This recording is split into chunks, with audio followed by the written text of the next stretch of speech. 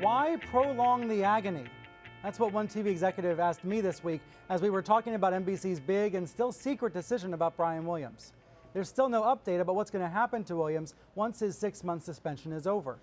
But this morning, I want to move our attention to someone else. This man, Lester Holt, who has been filling in for Williams for more than 4 months now and still doesn't quite know what's going to happen to either of them. Does Lester Holt get to keep the job or not? Well, here's what my sources are now telling me. Holt is being kept completely out of the loop, and so is his staff. They don't know what's going to happen. But things have mostly gotten back to normal at the NBC Nightly News. People there aren't really talking about Williams anymore. It is looking increasingly likely that Holt will, in fact, get the job permanently, while Brian Williams either leaves the network entirely or takes on a new role at NBC. Now, this cannot be easy for either man, or for those that work around them at the network. This is really the untold story of the Brian Williams controversy, the Lester Holt story. So joining me now to explore where this is heading are two people who know a lot about it. Here in New York, former MSNBC executive Mark Efron, now media consultant and professor, and in LA, Andrew Wallenstein, the co-editor-in-chief of Variety.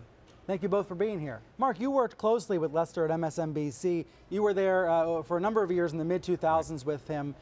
Everybody I talked to at NBC about Lester Holt praises him, says they love him. Why? What is it about Lester Holt that's so special? Because he's the consummate professional both on the air and off the air. Over a lifetime, I've worked with great anchors who are not so great off the air and wonderful people off the air who are okay on the air and some combination thereof. It's very rare when the tumblers all click, and with Lester it does. He's so easy to work with, prepares but makes it look like he hasn't prepared. Yet on the air, viewers trust him because they can tell he's done his homework and he knows what he's talking about. He's kind of done it all at MSNBC and NBC at this point. He was anchoring the Iraq war coverage for you when you were with him at MSNBC, right? I've never worked with anybody who you can literally sit him down, brief him for 30 seconds, and just leave him. And he can go for 6 hours, 8 hours. And that looks easier said than done. Oh, for sure. And especially when there aren't a lot of facts and you don't want to conjecture wildly, but you want to be informed.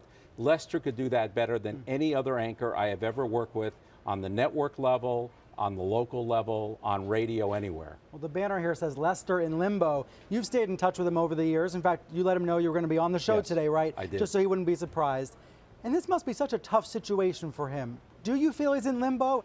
What I know from Lester is that he's making the best of a great situation in that he's anchoring 5 nights a week a national newscast. And anybody who's worked with Lester feels his leadership, but not in a I'm in charge here kind of way. So knowing Lester the way I do and having worked with him very closely for a number of years, he's doing everything he can to make the people off the air as well as the viewers feel comfortable in this current situation. Andrew, you're out in LA where Lester's agent happens to work. Is there any sense that a new contract is underway or that there are talks going on about what's going to happen to Holt if Williams is not returning to NBC Nightly News? No evidence that I could speak of, but I find it interesting that if on the one hand NBC is so keen on keeping him around that they would, as you're reporting, also keep him in the dark. I would think if they saw a long-term future for this guy, they would be doing something to cultivate that relationship better. Then again, maybe we should just kind of check that off as NBC News not necessarily being great at managing talent. We've heard that rap before. Yeah, we certainly have. I think it is often true in television. The anchors are the last to know about changes. Mark, is that fair to say as a former TV executive yourself? Yeah, it's clear. There are going to be times when you involve the anchor in the situation, and there are times when you don't want to, not for any kind of devious reason, but you're trying to get all your ducks in a row because you know things leak. Well, I remember when Ann Curry was dispatched from the Today Show in 2012, forcibly removed. Right. Savannah Guthrie, her replacement, didn't have a new contract figured out until the same week, so it was the last thing they did was take care of Savannah Guthrie. Yeah, and I think in Lester's case, look, I know Lester's agent pretty well. The point is, I think NBC probably knows that Lester is not going to go anywhere, so that when it is time, and hopefully it would be time for them to offer something to Lester, they'll work it out.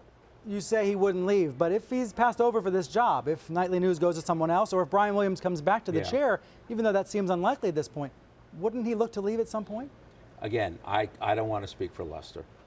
Andrew, let me ask you about one of the most sensitive parts of this story, and that is Lester Holt, if he becomes the permanent anchor, would be the first permanent African-American nightly news anchor in the United States.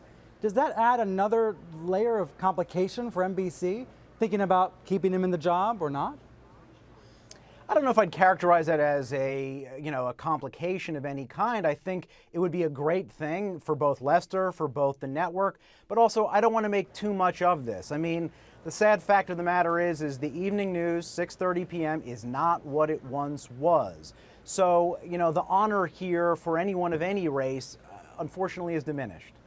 I think Lester represents a sizable portion of the audience, and I think he's earned his place at that table. But it would seem to me that if I were looking for somebody who could lead a nightly newscast in this very fractionalized environment, media environment we lived in, I would pick Lester Holt for a lot of reasons, not just because of the color of his skin.